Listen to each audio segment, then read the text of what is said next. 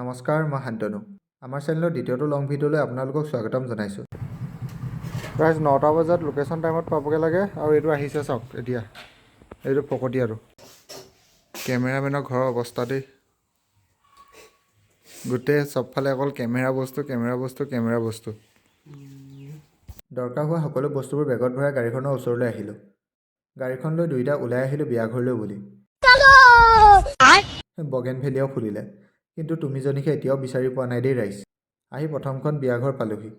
পায়ে বস্তুবোৰ গাড়ীৰ পৰা নমাই বিয়াঘৰলৈ সোমাই গ'লোঁ। ইয়াত পিছে আমি কাম নকৰোঁ, সেইবাবে লাইটৰ বস্তুবোৰ থ'ব আহিছোঁ। দ্বিতীয়খন বিয়ালৈ আমি ওলাই আহোঁতে বাটতে বাসুদেৱক লগ পালোঁ। প্ৰথমখন বিয়াত সিয়ে কাম কৰিব, সেইবাবে ৰাজদীপে তাক মেমৰি এটাও দিলে। ৰাইজ আহি থাকোঁতে দলংখনৰ লেফ্ট ছাইডে ভিউ এটা দেখিছিলোঁ। ভাবিলোঁ আপোনালোককো দেখাওঁ, সেইবাবে ৰৈ ল'লোঁ।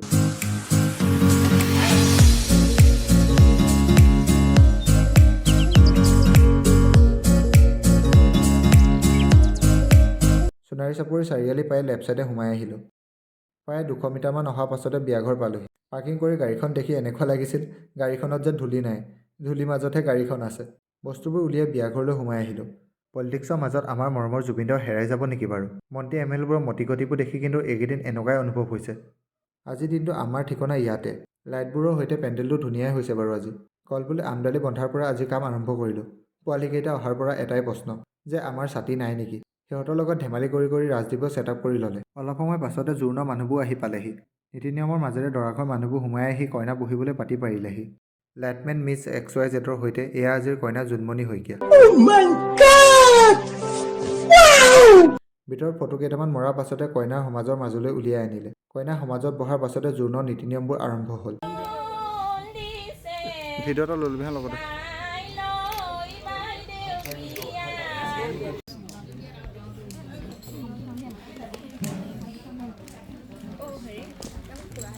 একেবাৰে শেষত কইনা সেৱা কৰি উঠাৰ পাছতে সমাজৰ ভকতসকলে জলপান খাবলৈ ল'লে। আমিও আহিলোঁ ভাত খাবলৈ। খোৱাত আছিল ৰসগোল্লা, ক্ষীৰ, দালি, ছাগলী মাংস আৰু কিবাকিবি। খাই আহি ৰাজদীপ কামত লাগিলে আৰু মই ওলাই আহিলোঁ আপকামিং ব্ৰাইড ময়ূৰী বাৰ ঘৰত। মানে বিয়াঘৰৰ ওচৰতে তেওঁলোকৰ ঘৰ। অলপ কথা পতাৰ পাছতে চাহ দিলে। এইটো বোলে কেতেকী খুন্দা কল। মই প্ৰথমবাৰ দেখিছোঁ, সেইবাবে আপোনালোককো দেখালোঁ। আপকামিং কইনাৰ পিছে গা বেয়া। কইনাৰ লগত ফটো এখন মৰাৰ পাছতে ময়ো বিয়াঘৰলৈ আহিলোঁ। আহি দেখিলোঁ ৰাজদীপে কাম কৰিয়ে আছে। আইতাগৰাকীৰ লগত ফটোখন মৰাৰ পাছতে কইনা কাপোৰ চেঞ্জ কৰি আহিলে। গহনাবোৰ অলপ খেলিমেলি হৈ আছিলে, সেইবাবে কিনাৰতে থকা বাজনীয়ে ঠিক কৰি দিলে। ভিতৰত অলপ ঠাণ্ডা আছিল, কিন্তু বাহিৰত বহুত ৰ'দ আছিল, সেইবাবে গাড়ীখনৰ ওচৰতে আহি জেকেটটো খুলি ল'লোঁ। মহিলাহঁতক ফটো মৰাৰ পাছতে বিয়াঘৰৰ চকু ধুনীয়া ছোৱালীজনী আহিলে। মই ধুনীয়া বুলি কোৱাত বিশ্বাস কৰা নাছিলে, সেইবাবে আপোনালোকে কমেণ্ট কৰি জনাব দেই। প্ৰায় 4:20 মানত কইনাক বাহিৰত ফটো মাৰিবলৈ উলিয়াই লৈ গ'লোঁ। বাহিৰত প্ৰায় আন্ধাৰে হৈছিলে। কেমেৰাত ব্ৰাইটনেছটো বঢ়াই দিয়াতহে পোহৰ দেখিছে দেই ৰাইজ। কামৰ মাজতো ইউটিউবত ভিডিঅ' আপলোড দি আছোঁ। মুঠতে কনচিষ্টেঞ্চিটো ব্ৰেক হ'ব নালাগে, নে কি কয় ৰাইজ? লগৰসকলে কইনাৰ বিশেষ দিনটোত তেওঁক আৱৰি ৰাখিলে। তাৰে এগৰাকীয়ে সৰি পৰা ফুলখিনিও আকৌ তেওঁৰ খোপাত লগাই দিলে। কামৰ মাজত কফি কেইকাপে অলপ ৰিফ্ৰেছমেণ্ট দিয়ে দেই ৰাইজ।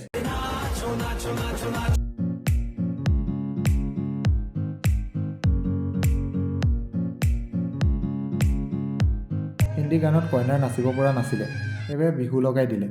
বিহুত আৰু অসমীয়া কঁকাল নলৰিব, হ'ব পাৰেনে?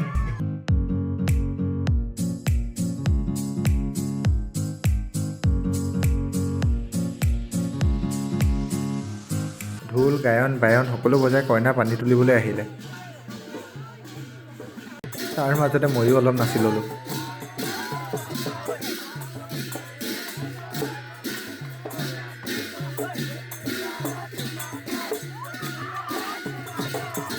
পানী তুলি অহাৰ পাছতে কইনা গা ধুৱাবলৈ আনিলে আৰু মাহ হালধিয়ে গা ধুৱাত লাগি গ'ল।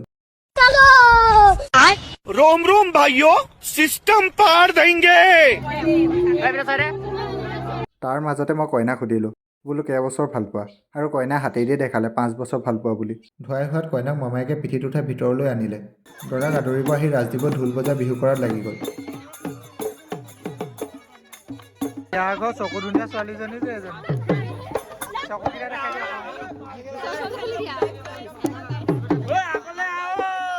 দৰা অহাৰ লগে লগে বাঁহ দি ছোৱালী ঘৰৰ মানুহে দৰা ঘৰৰ মানুহক ৰখালে। এইফালে বম ফুটাটো মানুহ লাগি গ'ল।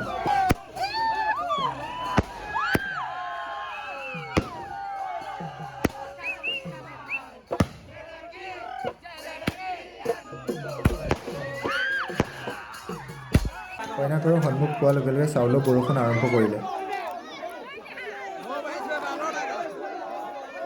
চকুধুনীয়া ছোৱালীজনীৰ পৰা কাপোৰখন খুজি লৈছিলোঁ দে ৰাইজ। বাহিৰত ঠাণ্ডাও আছিল, এতিয়া চাউলৰ পৰাও ৰক্ষা পৰিল।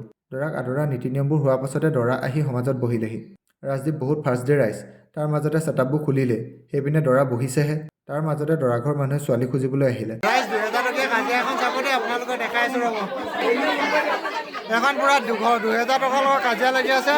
এতিয়া 2 ঘণ্টা হ'ব, এতিয়া 2000 টকাৰ লগত 2 ঘণ্টা কাজিয়া লাগিছে।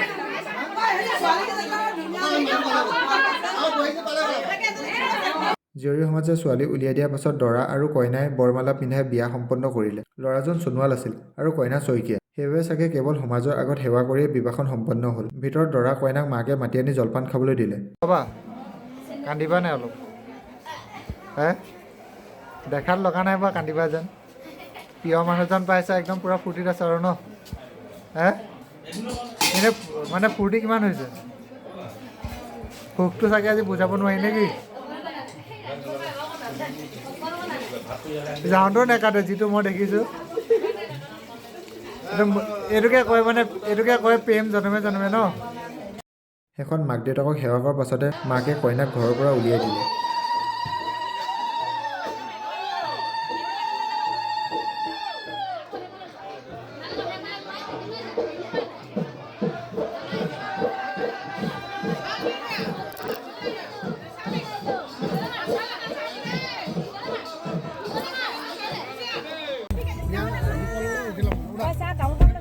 বা নেকান্দিলে আৰু ন এবাৰমান? হাঁহিয়ে দিয়ক লাষ্টত। বাইদেউ যুগ্ম জীৱনৰ শুভেচ্ছা থাকিল দুইজনলৈ। যুগ্ম জীৱনৰ শুভেচ্ছা থাকিল দাদা দুইজনলৈ।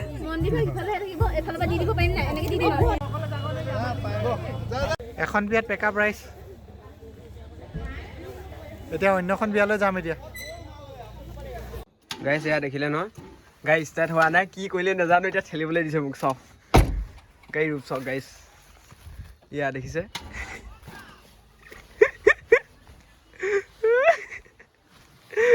ফাইনেলি ষ্টাৰ্ট হ'ল। 5টা মানুহ মিলি ঠেলি পিনে ষ্টাৰ্ট কৰিছোঁ বে। বেয়া মাথা গৰম হৈ গৈছে, এনেকুৱা ৰাতিখন এইটো মাথা গৰম হৈ গৈছে বাপৰে। আকৌ এখন বিয়া আছে, এখন বিয়া শেষ হৈছে আৰু এখন বিয়ালৈ যাব আছে। বল দেৰি কৰি থাকোঁ, বল। ওলাই আহিলোঁ অন্যখন বিয়ালৈ। বিয়াখনত আহিয়ে দেখিলোঁ এইখনতো দৰাই কইনাৰ বাবে ৰৈ আছে। বিয়াখন চকলং হোৱা কথা আছিল, কিন্তু পৰিয়ালৰ কাৰোবাৰ কেঁচুৱা জন্ম হ'ল, সেইবাবে কেঞ্চেল হ'ল। এইখন বিয়াত পিছে নীলমণি আৰু ভাইটি এটা কামত লগাইছিলোঁ। ককাইকে কইনাক দাঙি আনি সমাজত বহুৱাৰ পাছতে বিবাহখনৰ কাম আগবাঢ়িলে। মালা পিন্ধোৱাৰ পাছতে বিবাহ সম্পন্ন হ'ল। মাক দেউতাকে কইনাক দৰাৰ হাতত অৰ্পণ কৰিলে।